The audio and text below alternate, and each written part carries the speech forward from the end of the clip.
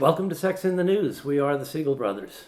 Today we'll be looking at more last-minute shenanigans from the Team Trump, the cancellation of the Bad Sex in Fiction Awards this year, because 2020 was bad enough, and how smartphone battery levels affect hookup decisions.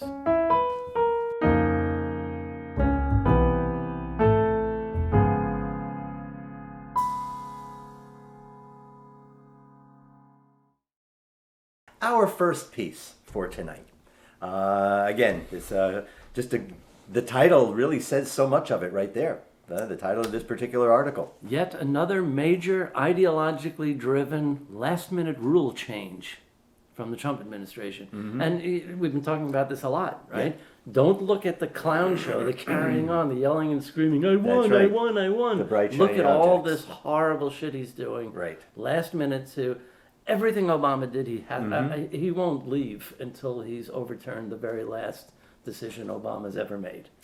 Even while he's being dragged out, kicking and screaming, with his toupee falling off, he's going to be yelling Obama. Right, exactly. So this one... Right, he just directed the Labor Department, and they just finalized a rule. We talked about they were kind of kicking this around and working on this and putting this together in the past. But this rule now gives federal contractors a lot of leeway to basically discriminate and use that old excuse of religious belief. Oh, it's always religious liberty, because that's what this country was based on. It really is, and we've said this time and time again, and I'm really getting sick of saying this, actually. You know, stop buying into, don't anybody buy into this nonsense of religious liberty. This is nothing more than giving people a pass to discriminate. Legally. That's it. Yeah. Religious freedom does not give anyone the right to decide only to hire people who share their faith. Right. Doesn't give them the right to proselytize to their employees. Exactly. And doesn't give them the right to refuse to hire anyone who doesn't fit their beliefs, whether they be LGBTQ individuals or unmarried women who have kids or who are pregnant or religious minorities. That's the thing. They discriminate because most of these always seem to fall on the side of Christianity, right? You don't see a whole lot of religious liberty bills being pushed for Islam or Judaism. No, and not even mainstream Christianity. Let's be clear about that as well. It is not what most Christians practice. Yeah, it's the evangelicals. It really is. And in spite of the fact that they like to claim that this new law, this new expansion, this new rule is not going to impact gender or sexuality, that is bullshit. Absolute bullshit. Yeah. It really is. It's absolute bullshit. It leaves it wide open for every one of those discriminatory actions you just mentioned. Discriminating based on sexual identity and orientation, discrimination based on women being single and pregnant. In fact, just being women are they allowed to discriminate against. And ultimately, that gives them a lot of leeway. Even major corporations, that's another thing too. This is not just small or federal workers. This goes for everybody across the board. Now will allow corporations or any kind of business to only hire people of their own faith. Sure. There's a powerful quote here from Lambda Legal's attorney, Jennifer Pizer, who said that the Department of Labor has crafted a grotesquely overbroad exemption that will be used by many federal contractors as totally improper catch-all defense to discrimination complaints. The rule allows contractors, including large for-profit companies, to use the special treatment designed for religious organizations if they merely affirm a religious purpose in response to inquiries from a member of the public or government entity. So they can't even be questioned about discrimination because they have this automatic defense. We're allowed. That's right. Well, we're religious, so we can do it. And go figure, the new rule goes into effect January 8th. Yep. 12 days before President-elect Biden takes office. Right. So now he's going to have to, among everything else he has to do in his first 100 days, Biden's going to have to overturn this crap. Yep. Oh, what a To piece of undo work. all of the nonsense that has What been a going on piece for the of last work 4 this years. Trump character has been. Indeed. And how much garbage do we have to clean out? A lot. A lot. Let's move on to our next story. Yeah, this Our is next news story. a little lighter. It is. Right? It is. I had no idea that since 1993 there have been Bad Sex in Fiction awards given. Uh-huh. And it's an Yep. annual Right. award. It has Right. some real luminaries Right. among the. Now, this is by the Literary Review, which is a British publication. Right? Apparently, there's an American version. It's not that one, but the Literary Review has, again, for the last 30 years, been giving out this award for just horrible descriptions of sex in literature. There's really a lot of very funny examples. Yeah, there They really are. talk about the most outstandingly awful scene of sexual description, draw attention to the poorly written, redundant, or downright cringeworthy passages of sexual description in modern fiction. Mm-hmm. So they had things like, let's see, a comparison of orgasm to a demon eel. Yeah. Yeah. Human bodies, such as haunches that could support a whole array of toothbrushes. People wrote shit. People like wrote that. this People in- not only did they write in it, they got it books. published. There was an editor that was okay with that. The 2013 winner, Manil Suri, compared sex to exploding supernovas, having characters streak like superheroes past solar systems and dive through shoals of quarks and atomic nuclei. Ooh, sexy.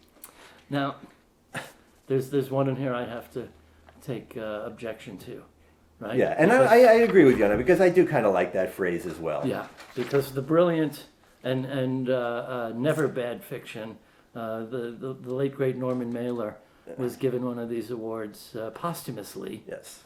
for his inventive use of the phrase "a coil of excrement," which I think is brilliant, genius. That's literature, That is literature. and it's not sexual, No, right? no. No. And it's accurate. But the 1997 winner, Nicholas Royal, described an exclamation somewhere between a beached seal and a police siren.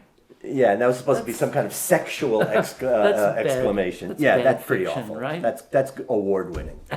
But John Updike, Salman Rushdie, Stephen King, Yeah. Harold Right. Murakami, And Haruki they- Murakami. And these people loved getting this award. Several of them Yeah. did take it in good spirit. Indeed. So not surprising, the musician Morrissey, for some of you who remember the 80s, didn't like it when he got an award for that. So he wasn't really terribly impressed. Well, I mean, he referred to sex as these repulsive horrors.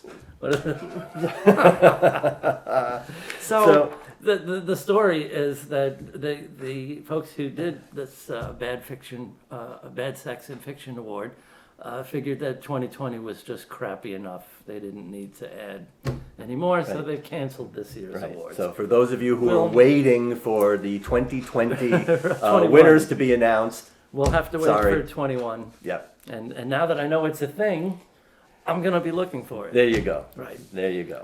And our last story this evening, Again, it's a good one. it's an interesting right? one. It really is. This That- was a real study, and this is Yes. what I love about research. yes. A Canadian team of researchers studied time pressure by manipulating smartphone battery life during a sexually charged interaction. And although this probably shouldn't come as too much of a surprise, they found that the closer to the phone dying a person was, the more anxious and eager and easier pickings, the less selective they were. That's it. The less selective, Right. the closer they were to having their phone die, the more likely they were to choose a hookup partner that they normally wouldn't Right. choose. So if you have a full battery, you're much more variety. Relax, you can take your be time. more selective. If your battery's dying and you got to hook up, It's sort of like that old, when it's getting ready to hit closing time. You really gotta sort of step it up, and you gotta make something happen before Right. those lights come on. Yeah, this is the 21st This is the century 21st version closing of that. time. Exactly, That's because right. nobody wants those fluorescent lights coming on after last call. That's right. You got to be out of the bar Exactly. by then. Right. Now, there was one significant limitation to this study. Right? And again, this is dealing mostly with things like Grindr and Tinder and a lot of those hookup apps. But this particular study, as good as it was only looking at men.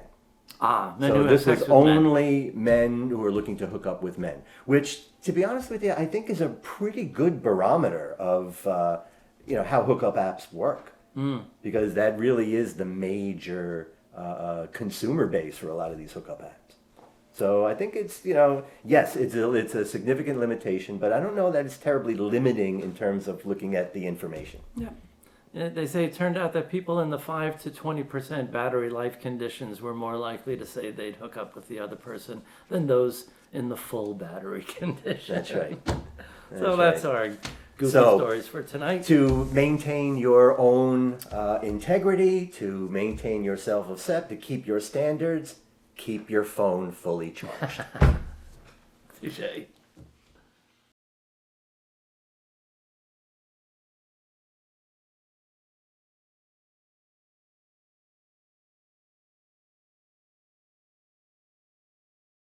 And for our final segment, right, we like to call Poetic Justice. We usually close with our attempt at excoriating some hypocrite or somebody that deserves it.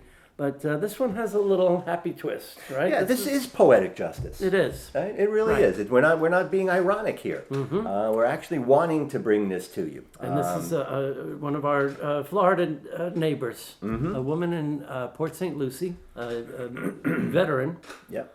a military veteran, who was raped by her instructor, Her drill sergeant. Yep. unanimously won a Supreme Court case this week.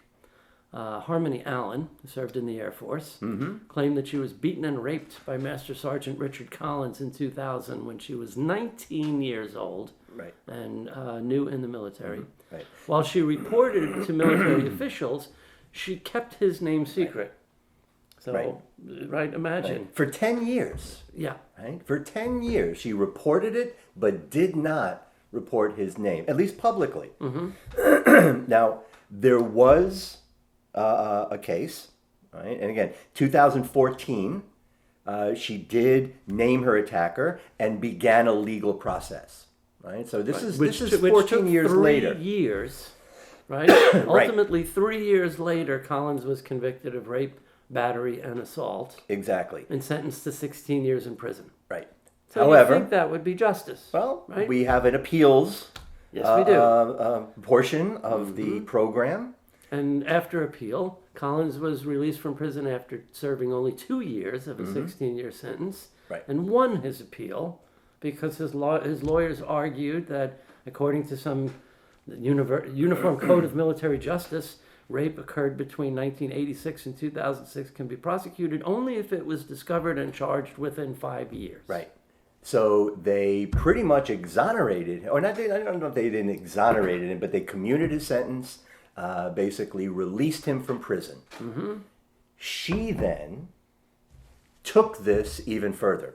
She ended up She appealed the appeal. appealing the appeal, which in this country goes to the Supreme Court. They were willing to hear this. And this past Thursday, they came in with an 8-0 vote in favor of her. Yeah. And saying very clearly that there is nothing in the military law. No statute of limitations. No statute of for limitations. rape charges and convictions. Right. So hopefully this prick is going back to jail. Right. For at least another 14 years.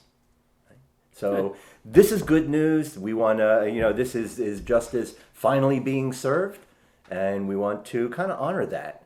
And honor Harmony all- Allen, Yeah. you and the thousands and thousands of women who are in your position who never got to be heard, who basically are still living with this. Right? We salute you. And you are our poetic justice for the week. Thanks for joining us. We'll see you next Sunday for more Sex in the News. We are the Siegel Brothers. Yes, indeed. Thank you.